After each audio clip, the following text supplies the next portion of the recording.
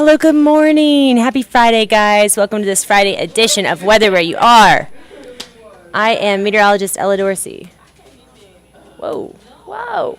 Here we go.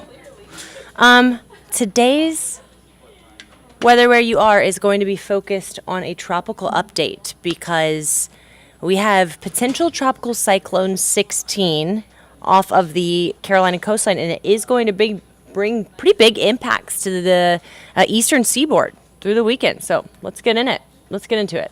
So tracking our next potential tropical storm. This is potential tropical cyclone 16. The reason that this is not a tropical depression or storm yet is because it's a very one-sided storm. You see that?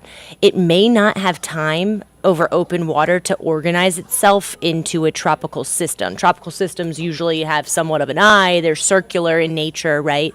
This one is very lopsided, but it still has 50-mile-per-hour winds, so it has some tropical characteristics. And there's the potential that it could organize itself enough to be a tropical storm later on today, okay? So a little bit of some just finicky weather knowledge there for you. Still, really heavy rain, strong surge, 50-mile-per-hour winds going to impact the coastline of North Carolina later on today. You can see they're already seeing heavy rain from that storm system, and the tropical storm warnings are out as far south as Charleston, through Myrtle Beach, all of the North Carolina coastline, including the Outer Banks, Virginia coastline, and even up into Maryland and the Chesapeake Bay under a tropical storm warning as well. So let's track this storm system. It's going to move north. It's likely, look at this, 65-mile-per-hour winds. That's the new update. So that must be the 11 a.m. update from the National Hurricane Center. Guys, that is only 10 miles below a hurricane. So this thing, they are thinking this thing is going to strengthen pretty good before making landfall somewhere between Wilmington, so Wrightsville Beach, and the Outer Banks. And that will be tomorrow morning.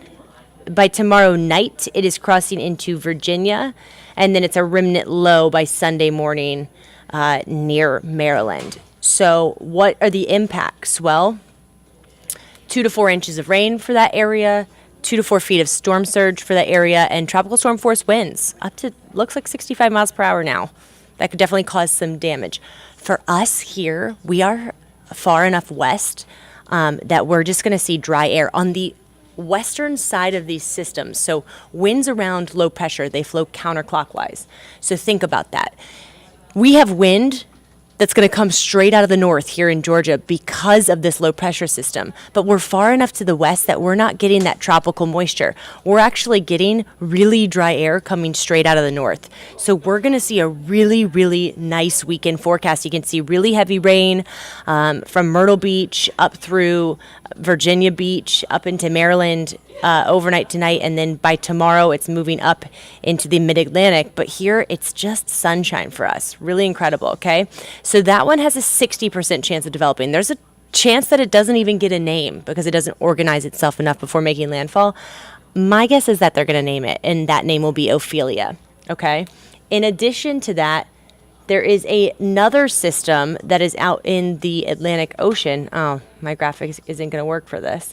That has an 80% chance of development. So there's another wave in the Atlantic that the National Hurricane Center has given an 80% chance of development.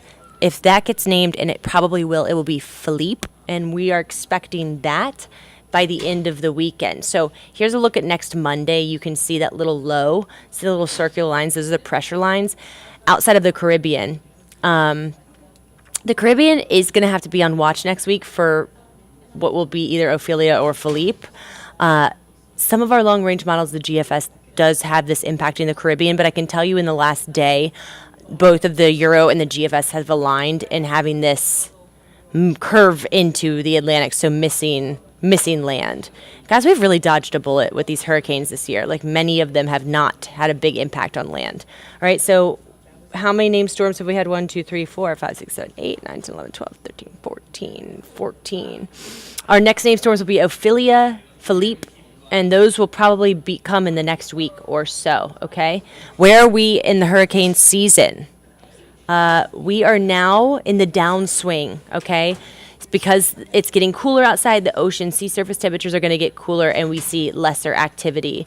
But we're still in the peak, month of the season. By October 1st, we'll start to see a downtick in activity. It usually takes until like mid-October, and then things really quiet down in the Atlantic. So we have about another month of the hurricane season. So what are we clocking in at the numbers?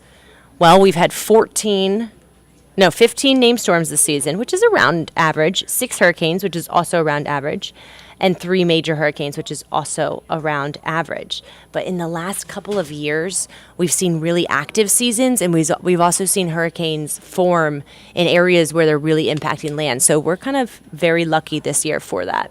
So again, if you have interest on the coastline, North Carolina, Virginia especially, check in on family there.